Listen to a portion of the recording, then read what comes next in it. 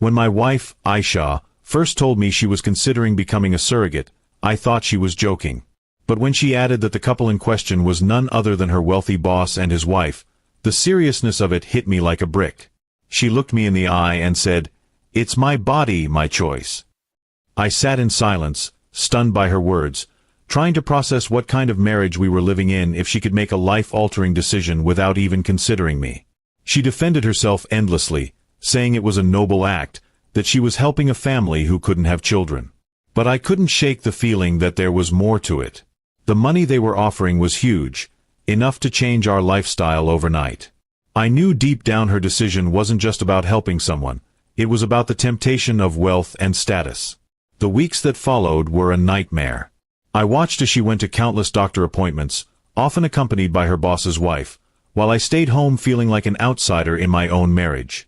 Every time she came home, she talked about how kind and generous her boss was, how grateful his wife was. The more she spoke of them, the more it felt like she was living in their world and leaving me behind in mine. I began noticing changes in her behavior. She dressed better, carried herself differently, and even seemed to glow in ways I hadn't seen before. She claimed it was just the hormones and the attention she was getting from the clinic, but I could see it clearly. She was enjoying the luxury, the treatment, and most of all, the closeness with her boss's family. It felt like she had become part of them, while I was nothing but a bystander. One evening, I asked her bluntly, "Do you even realize what this is doing to us?" She brushed me off with a cold laugh, saying, "You're overreacting. You should be proud of me." Proud? How could I be proud of a wife who carried another man's child, flaunting the situation like a prize? As time passed, my resentment grew. I stopped trying to argue. Instead, I quietly made my own plans. I took on extra hours at work, started saving, and distanced myself emotionally. I knew that once this child was born, things would never be the same between us. She thought she was securing a future for us with the money, but she didn't see the cracks she was carving into our marriage. The day of delivery came, and her boss and his wife were there every step of the way. They celebrated like it was the best day of their lives, while I stood in the corner, watching my wife hand over a baby that was never ours. She looked proud, glowing with accomplishment. I looked at her and felt nothing but cold emptiness. After the handover, her boss hugged her, thanked her endlessly, and even promised her future favors. That was the final straw. That night, while she slept, I packed my bags.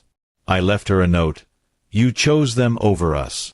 You chose money over marriage. I hope it was worth it."